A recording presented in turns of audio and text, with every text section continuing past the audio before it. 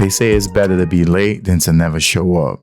And it took me a long weekend. And yes, I did have a long weekend to think about the smackdown my Los Angeles Lakers received from the Minnesota Timberwolves.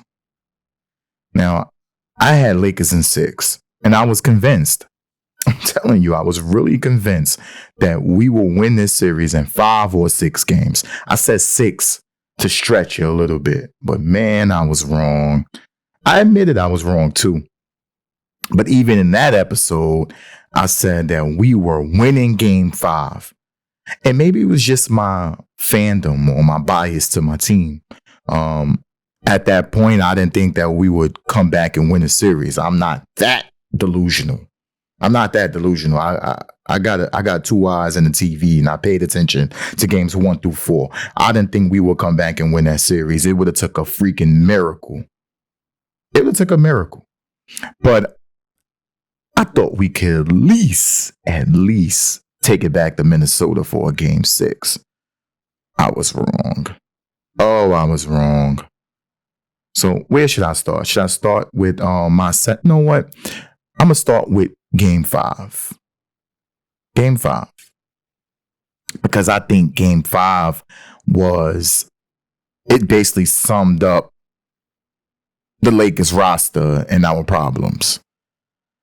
So for some strange reason, and it's crazy to start out with Jackson Hayes, but for some strange reason, JJ Redick was not playing Jackson Hayes. I think he went small. He started Finney Smith at center. It was a couple of days ago, so I don't remember, but I think he did. But Jackson Hayes didn't touch the floor. I had more minutes than him. He didn't touch the floor. And boy, did it show. Rudy Gobert had 30 and 30. Literally. Rudy Gobert. His final stat line was 27 points and 24 rebounds. Now, I don't know if you're a bad man or a bad lady, but if we could go back and bet Rudy Gobert for 25 points and 20 rebounds, $100, we rich. We rich. Because them odds were probably nuts. But if you watch this game, every single time, it seemed like every single time we made a run or we were in position to stretch the lead, Rudy Gobert was somewhere with a lob, catching a dunk or some shit like that, or just getting an offensive rebound because it felt like he had 30 of them. I don't know if you ever played basketball before, but you know what? I don't have to put it into that context. Have you ever watched Wilt Chamberlain play? Now, here's the reason why millennials and people younger than me don't believe Wilt Chamberlain was really that good, because it was like he was a man amongst boys, and that's how it looked. That's how it looked. He dominated that game, completely dominated that game. It wasn't like Anthony Edwards had his best offensive game. Julius Randle was in foul trouble for the most of the first half. It was him. It was him. But just the whole series just seemed weird. Now, to me, I feel like the media and just if you go outside overall, fans are more on the Lakers and downplaying the play of Minnesota. And I think they're completely wrong. Minnesota, from what they showed, were the better team, were coached better. It's not a knock on JJ. I think JJ is a great coach. I got to keep reiterating that because people mix up your words. But just in that series, he was outcoached and our team was outplayed by the better team. Anthony Edwards was the best player on the floor for the whole series, and his supporting cast came to play. Now, we all know Austin Reeves, just to sum up the whole series now and get away from game 5, but we all know Austin Reeves struggled throughout the series. And I think it was more on Minnesota and less on him just choking. If you look at it, just to me in my assessment of what they was able to do, I think the game plan was, listen, Luka gonna get his, but we're not gonna let him score 40 points without us scoring 40 points right back at him. Now, he stepped up his defense, his team defense, since he came to my Lakers. But we all know one-on-one defense for Luka Doncic that's not one of his strengths. And they were attacking him on the offensive side every single play they could, every single play that they could, and every single chance that they could. And it showed he couldn't do both. He couldn't carry. He couldn't do both. He just couldn't. And then let's get to LeBron. LeBron is amazing, man. Just think about it. He's 40 years old, year 22. We've never seen nothing like this. And we could praise him for when he played well, played great. But when he played bad, we have to tell the truth. And I think that's my knock on the LeBron fans. It's like he gets all of the credit when he do well and none of the blame when he do bad. And this series showed that, and Minnesota, it seemed like to me, knew that LeBron could not take over a series anymore. Like, he played defense in spurts. He had great defensive moments, but in totality, he wasn't great on the defensive end. And then on the offensive side, he's just not there anymore to take over a game. And that's okay. It's okay. I think that's why Laker fans were happy about the Luka Doncic trade, because we knew that LeBron couldn't do it anymore. We knew that. And it's okay. We knew that LeBron wanted to defer to somebody, because that's just not where his game is anymore. And it showed a lot in this series. It showed a lot. And then Austin Reeves, I think that their game plan was, and I did say before the series that he was the X factor, that if he came to play, we win the series. And they zeroed in on him and they made him very uncomfortable. Austin Reeves was very uncomfortable. They was picking him up 94 feet, whether it was Mike Conley, Anthony Edwards, all the different guys they got to throw at him. They made sure that he wasn't able to do half his Austin Reeves magic. They had a hell of a game plan. And then outside of our three, the others, I'll call them, no one really showed up, or I don't think they even thought that they could beat us. They could beat them. Now, Huchimara had some good games, especially game 5. He kind of kept us in the game. He made some big threes when we needed it, but none of those other guys outside of Austin Reeves, LeBron, and Luka Doncic was going to beat that Minnesota Timberwolves team. Caps off to them. They played a hell of a series. I'm interested to see what happens with them in the rest of the playoffs, because I'm totally convinced. I really am. I am. Now, in conclusion, for my Lakers, I think next season we show up our roster. Of course, we're going to have to get a big man, whether it's through draft or trade. I don't know who's out there, who's available, but again, I'm not a GM. We'll see what they do. I know there's going to be some shakeup, because we do got to build a better roster around Luka, LeBron, and I love Reeves and Reeves, right? Hopefully it's Reeves, or hopefully he's not in on a trade, but we'll see what happens with next season. But for right now, we're in Cancun. Now I want to get to the rest of the players on the Western Conference side. Again, I was wrong about them Clippers, and I could not be more happier to be wrong about the Los Angeles Clippers. They're one of the teams that I hate. I don't know why I hate them. They never won shit. But I hate them. As a Laker fan, I hate the Clippers. I hate them. And That game 7 was the best thing to watch. It was a beauty. Masterpiece. Masterful. It was great. Blowout. I love to see Westbrook popping his shit to them. I loved it. I think now OKC, they had a cakewalk to the second round. That's what happens. You get rewarded when you were the best team all season long. You get the 8th seed. And that's what they did. And they did their job. But they're going to have to play this series against Denver. Now, I'm not making any predictions. I've been wrong all playoffs.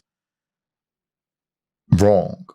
Except for I got one thing that I haven't said on camera, but I just want to wait till it happened. And that could be a coward move. I'm not gonna show my hand. But I got one thing that I haven't said on camera that my friends know about that's about to happen, and it happened last night. But yeah, let's get to Golden State, who took care of business in Game 7. Curry got everybody who betted on that game. I know they all probably put Curry for 40 points, 15 threes. He didn't have the best offensive game, as in putting the ball in the basket, but he had a good game. His team came to play. Buddy Hield had 33 points. You can never get mad at that. He's going to need other people to show up in order for them to beat Minnesota. That's going to be a series to watch. I can't wait to watch it. I think it will be more competitive than for Minnesota than the Lakers series was. I can't wait to watch Anthony Edwards versus Stephen Curry. I can't wait to watch that. That's going to be a good series. I have no predictions. I'm leaning towards Golden State just because I'm rooting for one of my friends. He's a Golden State fan. Jose's a Golden State fan, so I'm rooting with him. But that's going to be a great series. Eastern Conference, I don't really like to talk too much about that. To be honest with you, I hate the Celtics. I hate them more than any team in the world. Them and the Red Sox. I'm not rooting for them. So I don't like none of the teams in the Eastern Conference. So I'll root for the Knicks all the way through. That's my pick to go to the finals. I'm rooting for the Knicks. Sorry. I don't like the Celtics. I'm not going to get in I'm not going to talk about Donovan Mitchell and then Indiana. I don't care about them. So I'm rooting for the Knicks throughout the Eastern Conference playoffs. All right. So let me get to a little bit of baseball. Let me tell you something. We lost 2 series in a row to the 2 weakest teams in our division. The Tampa Rays and the Baltimore Orioles. It's just unacceptable. It happens, it's baseball, but it's just unacceptable. And then that game yesterday morning against the Rays. So the game I'm talking about is Sunday afternoon against the Rays. We were down 5-0 early. Will Warren has been inconsistent. More on the bad side. He gave up 5 runs again. His pattern throughout the season have been good start, bad start, good start, decent start, good start, bad start, right? And he just had 2 bad starts back to back. Again, this guy I love his stuff. He, as a pitcher, he has great stuff, but it doesn't matter if you can't locate your pitches. It just don't matter. He's walking people. He has control problems. He's walking people. Guys getting on base. Guys hitting home runs. He just have not been good. He's not. He haven't been good. But in this game, we had a chance late to make a serious comeback. And I think Aaron Boone blew it. Aside from, which I understood later on in the game, of putting Cookie Carrasco in for long relief, it was 5-0. Maybe 5-2 at the time when he put him in because Bellinger hit a home run. and he put Cookie in, and I just was like, oh my God. Like, we're trying to come back in the game, and then we put this guy in. He give them runs. And what did he do in the first inning of relief? Give up 2 runs. Now it's 7-2. So now we basically back to the same boat we was in before Bellinger hit the home run. But we had a chance late in this game. Again, I got it. I understood why he put Cookie in. Let's get some innings out of him to, rest our bullpen. Because, again, we've been getting some decent pitching over the last few games. The stats show it. But we had bases loaded, I believe, in the 7th inning, right? With J.C. Escara, our backup catcher, at the plate. On the bench was Austin Wells and Ben Rice. Now, at that moment, I think the whole stadium or whoever was watching on TV was convinced that he was going to pinch hit J.C. Escara for either Austin Wells or Ben Rice. Now, Ben Rice is a catcher, so he could slide into the catcher role, but Austin Wells is the catcher anyway, so that's an easy transition. He didn't. For some strange reason, Aaron Boone let J.C. Escara hit at this big moment in the game. And what did he do? Hit into a double play. Now we got 2 outs with 2 men on base.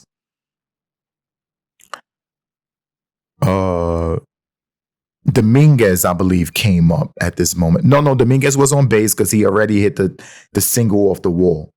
Vivas, Jorge Vivas comes up at bat. Yep, I like that kid.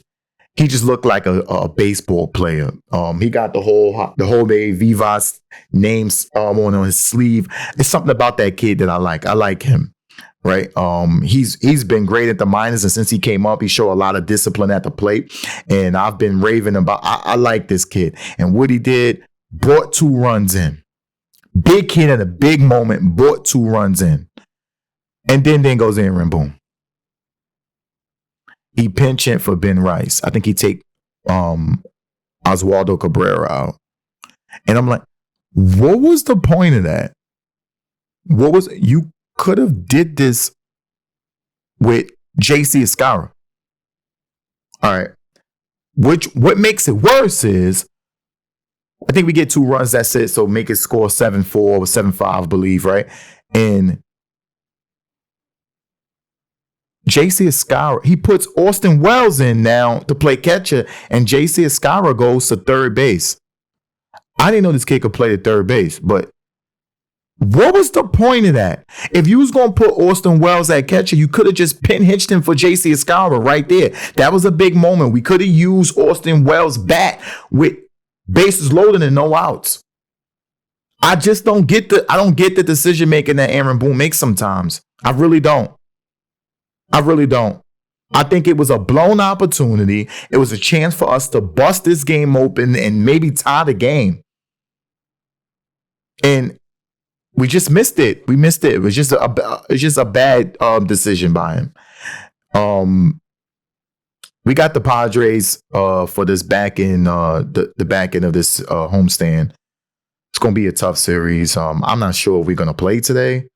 The forecast is a lot of rain today and tomorrow. So there may be a doubleheader on Wednesday, but we need to win 2 out of 3 games against the Padres. Asking for a sweep may be too much, but we need to win 2 out of 3 against this team. This is a very good team, and we have Rodon pitching, I believe Fried and Clark Schmidt. So let's see what happens.